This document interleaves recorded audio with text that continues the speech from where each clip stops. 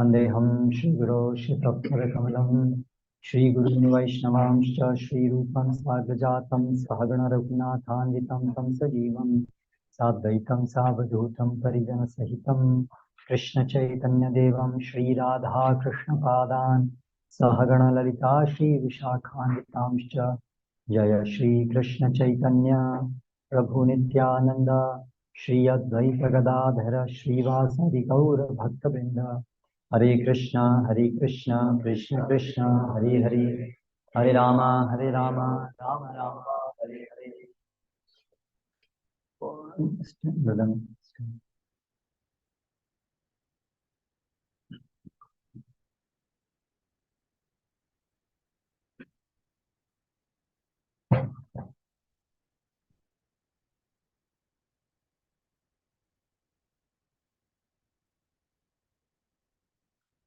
Today we are reading from Brahmacharya and Krishna consciousness, submission and the guru-disciple relationship. A student should practice completely controlling his senses. He should be submissive and should have an attitude of firm friendship for the spiritual master. With a great vow, the brahmachari should live at the Gurukula only for the benefit of the Guru. Traditionally, brahmachari life begins when a young boy is sent to a Gurukula. Dependence upon the Guru is so intrinsic to the brahmachari life that one cannot properly be considered a brahmachari unless he has accepted the shelter of a Guru. Simply being celibate does not constitute brahmacharya. In all the four ashramas, one must be submissive to the Guru, but submission is especially practiced by brahmacharis. In the Vedic tradition, brahmacharis live with the Guru and are subject to constant discipline. This is training in surrender. By serving the Guru, one learns the selfless service mood needed to approach Krishna. The business of a brahmachari is to work hard to please his spiritual master. Such service should be single-minded, without any thought of personal comfort or gain. A brahmachari is meant for one-pointedly executing the order of his spiritual master, not doing whatever he likes, however he likes, whenever he likes. Brahmachari's life means to serve the spiritual master as a menial servant. Whatever he asks, the brahmachari will do. The brahmachari is expected to be strongly attached to his guru. Before resting and on rising, he offers his obeisances and praise to him. The guru is reciprocally conscientious in the discharge of his duties. Although not personally inclined to, the Guru accepts the services of disciples so as to train and uplift them. Thus, the Guru has every right to ask any service of his disciples, particularly brahmachari disciples. That he does not misuse this power is his qualification to brackets. He asks his disciples, especially brahmachari disciples, to sacrifice and be austere, but he himself is most prepared to sacrifice, and reciprocally he delivers Krishna consciousness.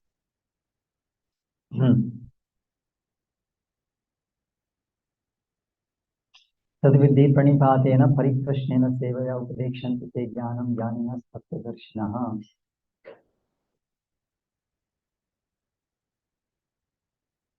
भगवान श्री कृष्ण को approach करने के लिए ये पद्धति है जो भगवान श्री कृष्ण स्वयं बताते हैं, जिसमें ये तीन शब्द हैं: प्रणिपात, परिप्रश्न, सेवा.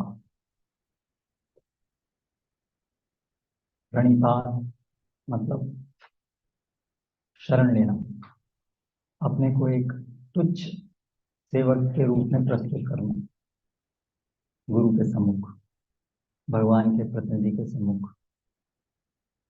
परिप्रश्न परिप्रश्न परिप्रश्न मतलब इस प्रणिपात की भावना में, विनम्र भावना में संशय, प्रश्न रखना। जो गुरु शास्त्रों का, भगवान श्री कृष्ण का जो ज्ञान देते हैं, उसको समझने में, उसके मार्ग में यदि कोई प्रश्न है, शंकाएं हैं, तो वो गुरु से विनम्र भाव से करना। और तीसरा है सेवा। गुरु की प्रसन्नता के लिए अपने समय शक्ति को लगाना। तो ये तीन अंग जो हैं वो आध्यात्मिक जीवन में प्रगति करने के लिए नितांत जरूरी है। वास्तव में भक्ति सेवा का आरंभ यहाँ से होता है, जब हम ऐसे एक भगवान के प्रतिनिधि को शरणागत होते हैं। तो ट्रेडिशनली ये शिक्षा आरंभ होती थी 7 साल की, 5 साल की आयु से। कौमारमाचरे प्राज्ञो, 5 साल की आयु से ये आरंभ होती थी। ब्रह्मचारी गुरुकुले वसंतांतो गुरोहितम। ब्रह्मचारी जीवन आरंभ होता था, उसमें सबसे पहली शिक्षा ये होती थी, गुरु के कुल में, गुरु के घर जाकर के रहना, और इंद्रियों को संयमित रखते हुए गुरु के हित के लिए, गुरु की प्रसन्नता के लिए आचरण दासवन नीचो, एक दासवत, दासवत एक दास की तरह से रहना, दासवत नीच, मीनियल सर्वेंट की तरह से। गुरु सुदृढ़ सौहृदम, गुरु को अपना परम मित्र, परम हितैषी समझते हुए इस प्रकार से करना, ये ब्रह्मचारी जीवन है। और ये मनुष्य के जीवन में जो 4 आश्रम हैं, सबसे पहला ब्रह्मचारी आश्रम ही आता है। तो ये ट्रेनिंग क्यों जरूरी है, ये सबमिशन की ट्रेनिंग? क्योंकि ये हमारी स्वाभाविक वृत्ति है, हमारा स्वाभाविक गुण है जीव का, कि वो भगवान के प्रति उसका ये भाव हो। ये स्वाभाविक संबंध है हमारा भगवान के साथ। जीवेर स्वरूप है कृष्णेर नित्य दास, हम भगवान के दास हैं।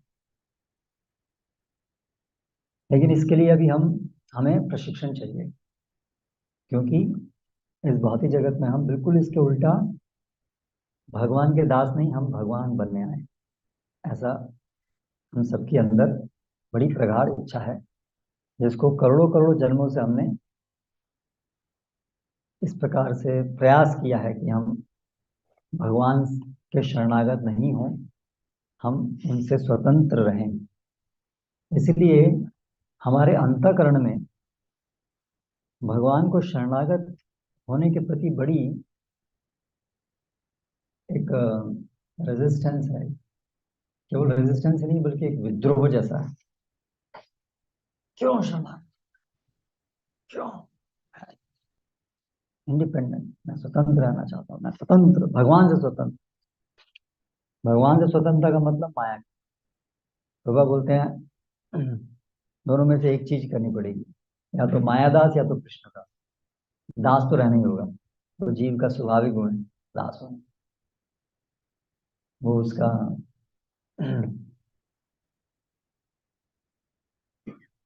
धर्म है। धर्म, धर्म मतलब कॉन्स्टिट्यूशनल नेचर।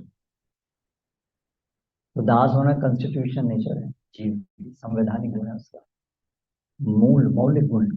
वो तो अलग नहीं हो सकता जीव से। बस हाँ, चॉइस इतनी है हमारे हाथ में, या तो हम मायादास बन सकते हैं या तो हम कृष्णदास। जब हम मायादास बनते हैं तो माया हमको ऐसा भ्रम दिलाती है कि तुम किसी के दास नहीं, जबकि हम उसी के दास होते हैं। तो इसलिए ये बहुत बड़ा परिवर्तन है जो हमारे जीवन में आना है, यदि हमें जन्म के चक्र से निकलकर कृष्ण धाम जाना है। कि हमें ये बात को स्वीकार करना होगा, न केवल स्वीकार करना होगा बल्कि पूरी तरह से अपने को इसमें ढालना होगा कि हम कृष्णदास हैं। तो जब हम भगवान को भूल करके इस भौतिक जगत में आते हैं तो हमारा जो वास्तविक अहंकार है, वास्तविक जो हमारी पहचान है कि हम कृष्णदास हैं, वो परिवर्तित हो जाती है मिथ्या अहंकार में, कि हम स्वामी हैं। माया के संपर्क में आने से माया शक्ति, ये एक आवरण, ये एक जैसे जीव माया के संपर्क में आता है तो माया के अंदर ये एक मिथ्या अहंकार का ट्रांसफॉर्मेशन होता है और जीव अपने को माया का भाग समझते हुए उस मिथ्या अहंकार को, ये मैं हूँ, यही मैं हूँ, ऐसा स्वीकार करता है। तो उसके अंदर वो मिथ्या अहंकार, उसका जो अहंकार है वो छुप जाता है और वो मिथ्या अहंकार जो है, ये गलत पहचान, उसी से वो अपनी पहचान मानता है। मैं संसार का भाग हूँ, मैं जड़ हूँ और मैं इस प्रकार से इस जगत केंद्र हूँ, मैं भोक्ता हूँ, like that।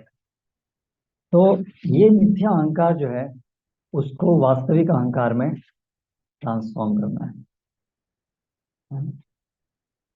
तो इसके लिए बहुत अच्छे प्रशिक्षण की जरूरत है। तो भगवान को हम तो अभी देख नहीं पा रहे हैं इन वर्तमान अपने चर्म चक्षुओं से, जड़ इंद्रियों से भगवान का अनुभव नहीं कर पा रहे हैं। भगवान की सेवा करने के लिए हमारे पास साक्षात भगवान अ, उपस्थित होते हुए भी हमें उसकी अनुभूति नहीं होती है साक्षात रूप में। तो इसीलिए भगवान श्री कृष्ण अपने प्रतिनिधियों को भेजते हैं जिनको शरणागत होकर के हम भगवान के प्रति शरणागति की भावना को विकसित करते हैं। तो इसीलिए आध्यात्मिक जीवन में गुरु की शरण लेना ये नितांत आवश्यक है, क्योंकि इसके माध्यम से हम भगवान की जो शरणागति है उसको सीखते हैं। तो शरणागति का अर्थ क्या है? यही बात, दास हूं मैं अज्ञानी हूं, मुझे सीखना है, मुझे जानना है। तो इसलिए जब बच्चा छोटा होता है, जब 7 साल की उम्र में होता है, जब वो गुरु के पास जाता है, तो एक बच्चे के लिए बड़ा सहज होता है कि सब में से होना। उस आयु में मिथ्या अहंकार जो अंदर है बीज रूप में, वो अभी पूरी तरह से प्रकट नहीं हुआ होता है ना। तो बच्चा है, बच्चे को आप बोलेंगे चलो ये करो, जाओ लेके आओ, तो उसको बड़ा अच्छा लगता है, मुझे भी बोला करने के लिए, हम भाग के जाता है लेकिन, देखा ना,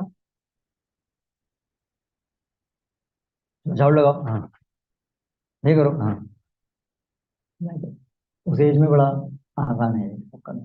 तो वहीं से वो सीखता है, जो बोला है उसे करना है, ठीक है। और साथ साथ में जो गुरु हैं वो पूरा हृदय से उसका ध्यान रखते हैं। हम्म। उनकी तनिक भी भावना ये नहीं होती है कि इससे मुझे अपना काम कराना। वो तो उसको प्रशिक्षण देने के लिए, उसके हित के लिए उसको सेवा में लगा रहे हैं, ना कि अपना कुछ काम सिद्ध करने के लिए लगा रहे हैं। जैसे माता पिता बच्चे को ट्रेन करते हैं, बच्चे के हित के लिए करते हैं। तो उसी प्रकार से एक गुरु जो है वो माता पिता की सदृश बच्चे को सेवा में लगाता है, उसकी सेवा भावना को विकसित करने, उसकी शरणागति को स्थापित करने के लिए, ट्रेन करने के लिए।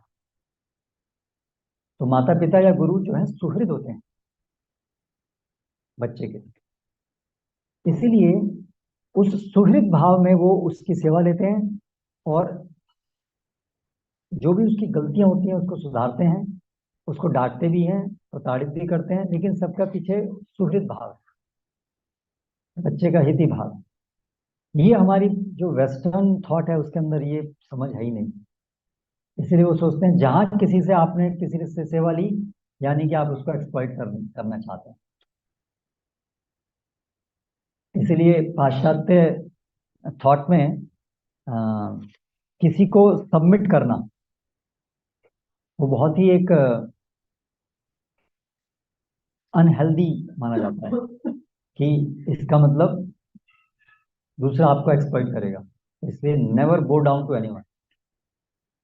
सबको इंडिविजुअल, सबको इंडिपेंडेंस बराबर हो, कोई किसी के सामने झुके नहीं, क्योंकि झुकने का मतलब है कि आप स्लेव बन रहे हो और दूसरा आपको स्लेव बना रहा है और दूसरा आपको एक्सप्लॉइट करना चाहता है ना। इसलिए वेस्टर्न थॉट क्या है कि माता पिता को भी बच्चे को ऐसे ट्रीट करना चाहिए कि वो एक इंडिविजुअल है और उसकी अपनी चॉइस है, वो स्वतंत्र है, जो भी उसको अच्छा लगे वैसा करे। आप उसको अ, इस तरह से ट्रेन मत कीजिए। वो अपने आप करेगा जो उसे करना है, बस आप उसे फैसिलिटेट कर सकते हैं। बाकी आप किसी को भी आपके कोई आपको कोई सबमिट करे ऐसा नहीं होना चाहिए। ऐसा वेस्टर्न थॉट है। इसलिए वहाँ पर इसी प्रकार से ही कल्चर डेवलप होती है, कल्चर के अंदर लोग डेवलप होते हैं। और स्कूल कॉलेज के अंदर भी यही माहौल है कि सबको अपना अपना, कोई किसी को कोई दंड नहीं हो सकता है, कोई डांटना नहीं हो सकता है, सबको स्वतंत्रता दो। तो उसकी वजह से क्या होता है, यही तो हम चाहते हैं इस भौतिक जगत में। ठीक है, स्वतंत्रता स्वतंत्रता स्वतंत्रता। हम कृष्ण से भी स्वतंत्रता चाहते हैं, और वही चीज की हमको अभी बचपन से ही फर्दर ट्रेनिंग मिल गई। तो इसलिए जो वेस्टर्न कल्चर के अंदर जो डेवलपमेंट होता है व्यक्ति का, वो एक बहुत ही रिजिड, सेपरेटिस्ट, इंडिविजुअलिस्ट एटीट्यूड में होता है। हर एक आदमी, मैं एक इंडिविजुअल हूँ, मेरी अपनी सोच, मेरे अपने विचार, यही परम है। किसी दूसरे के विचार में सुन सकता हूँ, लेकिन मैं उसको इक्वल प्लेटफॉर्म पर अपने हिसाब से उसको जज करूंगा, ये ठीक है नहीं है ऐसे। सो पूरी तरह से हर व्यक्ति अपने को इंडिविजुअल और परम मानता है, equal to anyone else. There is no need, there is no higher and lower, everything is just one, starting from anything. God तो है ही नहीं। इसलिए क्योंकि गॉड मतलब यू हैव टू सबमिट, वो तो आपके आदि हो गए ना। इसलिए गॉड की कंसेप्ट ही नहीं है, कंसेप्शन नहीं है वहां पर। इसलिए हर हम जो है हम तो सब बराबर आप। लेकिन वैदिक थॉट क्या है कि यस, हम सभी आत्मा है, लेकिन हम सभी कृष्ण के दास हैं। इसीलिए कृष्ण का जो रिप्रेजेंटेटिव है, उसके दास होने से हम कृष्ण का दास होना सीखते हैं। वो अपने ऑन बिहाफ सेवा स्वीकार नहीं करता है, but on behalf of Krishna वो स्वीकार करता है। ये चीज वेस्टर्न कल्चर में है ही नहीं। तो इसकी वजह से, क्योंकि वहां पर कोई भगवान को समझने का वो ही नहीं है ना, भगवान का कंसेप्ट ही नहीं है, भगवान को समझना ये बात ही नहीं है वहां पर। इसलिए वहां पर इसका इंपॉर्टेंस ही नहीं है सबमिशन का। वहां पर तो एंजॉयमेंट ही है। तो एंजॉयमेंट के लिए तो वाई टू सबमिट, एंजॉयमेंट के लिए तो यह है सबको अपना इंडिपेंडेंट स्वामी बनना है। तो इसलिए वहां पर ये चीज बिल्कुल है ही नहीं। लेकिन हमारे, अगर हम जो वैदिक कल्चर में है, जहाँ हमें भगवान को समझना है, वहां तो ये बहुत जरूरी है। इसलिए जो हमारी ट्रेनिंग हुई है, जो स्कूल कॉलेज घरों में जो हमारी ट्रेनिंग हुई है ना, उससे एक अलग प्रकार की ट्रेनिंग अभी हमारी होनी चाहिए। तो अभी ट्रेडिशनली तो गुरुकुल में ये ट्रेनिंग वहीं से शुरू होती थी, इसलिए जब बड़े बड़े होते थे तो हमें सरल होता था। लेकिन अभी हम लोगों के साथ क्या हो रहा है, हम लोग गलत ट्रेनिंग होकर के हमारा अभी तक हम आ गए हैं, और अभी हम लोग ब्रह्मचारी ब्रह्मचारी होने का प्रयास कर रहे हैं। जो 7 साल में काम शुरू होना चाहिए था, वो हमारा कौन सी एज में शुरू हो रहा है, 20-21 साल में शुरू हो रहा है। जो उसके लिए साइकोलॉजी, जो बेस्ट टाइम था, वो हमने गंवा दिया। अभी 16-17 साल की आयु में क्या होता है, व्यक्ति का पूरा जो भी उसके सारे अनर्थ और जो सब प्रकट रूप में आता है, मिथ्या अहंकार जो भी है पूरा स्ट्रॉन्ग प्रकट हो जाता है। तो ये हमारे सबके साथ में एक चुनौती है। हमने सबमिशन जो है वो तब नहीं सीखा जब हमें सीखना चाहिए। हाँ, लेकिन उसको सीखे बिना कोई रास्ता नहीं है और। तो इसलिए ये थोड़ी कड़वी दवाई होगी हम लोगों के लिए, लेकिन इसको सीखना तो पड़ेगा। तो इसलिए जब हम स्पिरिचुअल लाइफ में एंटर करते हैं, तो हम धीरे धीरे सब सुनते हैं कि इसका महत्व है। तो अभी हमें भगवान के जो प्रतिनिधि हैं उनके प्रति ये प्रैक्टिस करनी है, दिस सबमिसिव एटीट्यूड, यानी कि टू सर्व हिम, उनकी सेवा करना, उनसे ट्रेन होना, उनसे सीखना, उन समझना कि वो मुझसे सुपीरियर है, मैं उनके अंडर में, ठीक है। इसी तरीके से तो ट्रेनी और ट्रेनर, ये डिफरेंस को हमेशा दिमाग में रखना चाहिए। हम किन से ट्रेंड हो रहे हैं? तो जिनसे हम ट्रेंड हो रहे हैं उनके ओपिनियंस, उनके डिसीजंस, वो हमारे डिसीजन से ज्यादा अच्छे हैं। ये चीज को समझना। जो ट्रेनर है वो गुरु साधु शास्त्र के अनुसार ट्रेन करते हैं। गुरु साधु शास्त्र को कैसे इंप्लीमेंट करना है प्रैक्टिकल लाइफ में,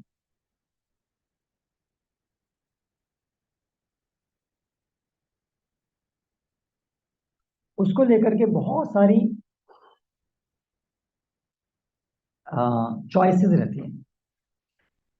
गुरु साधु शास्त्र के अंतर्गत हमें एक लेवल के निर्देश प्राप्त होते हैं, पर क्योंकि लाइफ इतनी कॉम्प्लिकेटेड है कि हर छोटी डिटेल कि इस परिस्थिति में आज उसको कैसे अप्लाई करना है, वो सारी डिटेल तो हमें कभी भी रिटर्न फॉर्म में फिक्स नंबर ऑफ सेंटेंसेस में मिल ही नहीं सकती, क्योंकि life is so complicated, situations are so, there's so much variety that is not possible कि every small detail can be written down, correct? तो इसीलिए वहां पर एक अनुभव की आवश्यकता होती है, परिपक्वता की आवश्यकता होती है कि इस पर्टिकुलर सिचुएशन में गुरु साधु शास्त्र को इस पर्टिकुलर सिचुएशन में कैसे अप्लाई करना, ठीक है। तो ये जो सर्कमस्टेंसेज हैं इसमें इस प्रकार की, जहाँ पर गुरु साधु शास्त्र तो फॉलो हो रहा है, लेकिन उसके अंदर की चॉइसेस है कि कैसे क्या करना है। तो उसमें फिर जो ट्रेनर है उसका जो डिसीजन है, उसकी जो ओपिनियन है, वो ट्रेनी को स्वीकार करनी चाहिए।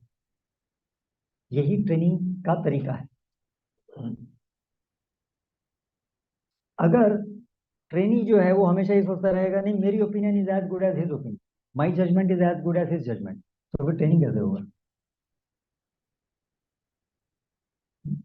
तो ये पॉइंट ध्यान रखना चाहिए कि who is training and who is trainer. मैं किसके, कौन मेरा ट्रेनर है, या कौन कौन गुरुजन कौन कौन है ना? तो ये चीज दिमाग में रखते हुए आ, तो और उसमें फिर चर्चा हो सकती है, प्रश्न हो सकते हैं अगर कुछ समझ में नहीं आ रहा, लेकिन वो प्रश्न भी किस मूड में होने चाहिए कि I am not able to understand, इस मूड में होने चाहिए। तो इसलिए ये जो पहले ट्रेनिंग है ब्रह्मचर्य आश्रम में, जैसे कोई भी व्यक्ति हमारे आश्रम में आता है, ज्वाइन करता है, तो ये पहले होती है, just do what you are told. इसमें मुझे बहुत एक अच्छा वो ध्यान आता है, एक श्री वैष्णव के बड़े पंडित थे, अभी चले गए वो, भट्टाचार्य। तो हम उनसे एक बार मिलने गए और हमने कहा कि हम गुरुकुल खोलना चाहते हैं, गुरुकुल में हमारे जो शिक्षक हैं उनको ट्रेनिंग दिलवाना चाहते हैं कि कैसे शिक्षक होना है। तो उन्होंने कहा यस, आप अपने जो भी आपके शिक्षक आप सोच रहे हैं उनको आप हमको मेरे पास भेज दीजिए, so I will train them for 6 months like that. तो उन्होंने बोला कि सबसे पहले मेरा क्या ट्रेनिंग का तरीका होगा कि पहले ये होगा, first few months no questions, no questions, just do what you are told.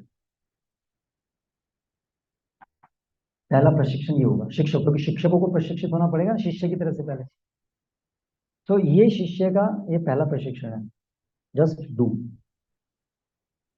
है ना? तो वो बोल रहे थे कि मतलब like that he was train like that by his father, very strictly. तो अगर ये जो सबमिसिवनेस है ना, ये हम नहीं सीखेंगे पहले, तो वो फिर आगे की चीज गड़बड़ जाती है। तो पहले सोच लें कि ठीक है, अभी हम लोग क्या है, बड़े हो गए, हम छोटे बच्चे नहीं है, इसलिए हमें अभी किसको सबमिट करना है तो हमें सोचना पड़ेगा, वो एज हमारी चली गई है, ठीक है। तो ठीक है, हमें हमें तो आध्यात्मिक प्रशिक्षण चाहिए, तो हम सोचें पहले कि क्या ये व्यक्ति भगवान के प्रतिनिधि है नहीं है, जीवन का लक्ष्य हम समझें शास्त्रों से। तो जनरली क्या होता है, हम किसी के संपर्क में आते हैं भक्त के, उनसे हम सुनते हैं, तो धीरे धीरे हम समझते हैं अच्छा ये जीवन का लक्ष्य है, ये है। सबमिशन सबमिसिवनेस की इम्पोर्टेंस को समझते हैं। फिर फिर अभी हमें प्रैक्टिस करनी होती है इस चीज़ को। तो हम देखें कि ये जो व्यक्ति हैं जो हमें बता रहे हैं, ये भगवान की सेवा में इन्होंने जीवन समर्पित किया हुआ है, ये मुझसे अधिक सेवा में रत हैं, अधिक परिपक्व हैं। तो ऐसा विचार करके फिर एक स्तर का मतलब वहाँ पर सबमिशन होना चाहिए। और वो जो भक्त हैं वो धीरे धीरे वो गाइड करें एक ऐसे व्यक्ति की तरफ जो पूरी तरह से उस व्यक्ति को पूरी तरह शरणागति दे, जो बहुत परिपक्व है, उनको वो गुरु पद स्वीकार करते हैं, ऑफिशियली फॉर्मली शिष्य को ग्रहण करते हैं। तो धीरे धीरे उस व्यक्ति को उनके प्रति डाइवर्ट करना चाहिए और उनके ही आदेश के अनुसार इस भक्त को निर्देश देने चाहिए, ट्रेन करना चाहिए। लेकिन वो जो रिलेशनशिप है, क्योंकि ये जो सबमिसिवनेस है, सबमिसिव का जो प्रैक्टिस है, वो उन्हीं के साथ संभव है जो हमारे साथ में फिजिकली उपस्थित हैं पूरी सेंस में, स्टार्टिंग फेज में उन्हीं के साथ में संभव है। तभी तो कृष्ण के साथ संभव नहीं हो पाता है, क्योंकि अभी हमारी जो है वो हमें फिजिकल प्रेजेंस चाहिए, ठीक है। तो इसलिए जो हमारी इमीडिएट अथॉरिटी है उन्हीं के रिलेशन में इसको प्रैक्टिस करना हमें सीखना होगा, ठीक है। और फिर ये जैसे जैसे हमारी चेतना आगे बढ़ेगी तो we can practise that even in relation with those our Guru Maharaj who is not physically present with us or with Prabhupada or further like that. लेकिन स्टार्टिंग जो है वो यहाँ से करना होगा। जो भी हमारे इमीडिएटली जो फिजिकल प्रेजेंस में हमारी अथॉरिटीज हैं उनके साथ हमें ये इसको प्रैक्टिस करना होगा, क्योंकि वहाँ per day to day exchanges होंगे, तो वहाँ पर वो ट्रेनिंग होगी हमारी। तो इसलिए हमें ये रिकॉग्नाइज करना होगा कि this is what we have to get trained in, and the best person to teach this us is our authorities who are present with us, who are guiding us, है ना। तो ये चीज उनसे प्रैक्टिस करनी चाहिए, उनके साथ संबंध में प्रैक्टिस करनी चाहिए। Okay, Hare Krishna. Any question this regard?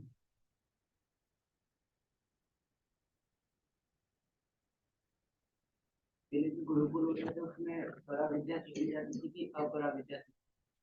दोनों। अर्जुन जो थे तो अपरा विद्या सिखाई गई थी। हाँ, तो परा अपरा दोनों विद्या ही शास्त्रों में है, दोनों को ही सिखाने की आवश्यकता है, लेकिन अविद्या नहीं सिखानी चाहिए। तो एक परा है, एक अपरा है और एक अविद्या है। अविद्या क्या है? भगवान कृष्ण की सेवा के विहीन कोई भी विद्या वो अविद्या है। जिस जिस विद्या का प्रयोजन भगवान की सेवा ना हो वो अविद्या है। भौतिक जगत के संबंध में जो इस जगत का संचालन करना, रहना, इस जगत की अपनी शारीरिक आवश्यकताओं को प्राप्त करना, लेकिन भगवान कृष्ण भगवान कृष्ण की सेवा के हेतु से वो अविद्या करा। तो वही चीज धनुर्विद्या ही अगर कोई व्यक्ति सीख रहा है इस उद्देश्य से कि मुझे कुछ अपने लिए प्राप्त करना है, मुझे क्या जो भी है, तो वो फिर वो अविद्या हो जाएगी। उस तरह से इवन जो पराविद्या है वो भी अविद्या हो सकती है। कोई स्पिरिचुअल, प्योरली स्पिरिचुअल नॉलेज, भगवान के बारे में कुछ सीख रहा है लेकिन उसका उद्देश्य बस कुछ सेवा नहीं है, तो ये वो भी अविद्या का रूप ले लेगी। तो इसलिए पराविद्या अपराविद्या दोनों की आवश्यकता है। देखते हैं गुरुकुल है और तो मतलब परा विद्या ही सिखाई जाती है। इस्कॉन में तो गुरुकुल कहाँ पर है?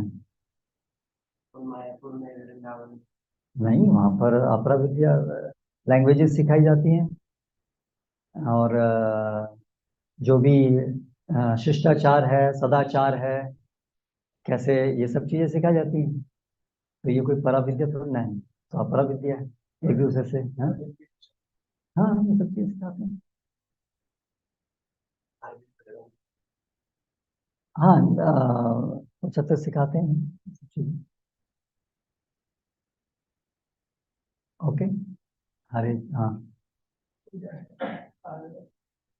एक भक्त है तो समझ जो वरिष्ठ है या फिर उनके प्रति तो हमेशा रहती है, लेकिन जो उनके बाद में आते हैं या फिर समकक्ष है तो उनके प्रति हमारा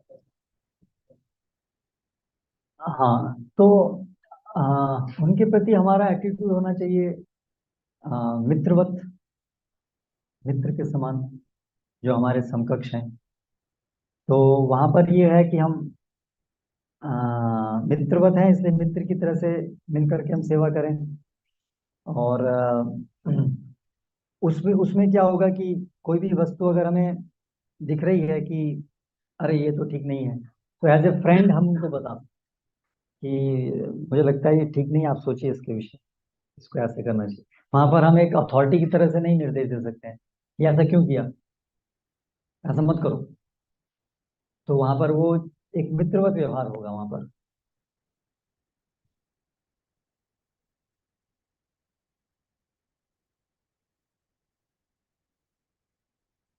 ओके। हरे कृष्ण। प्रभुपाद की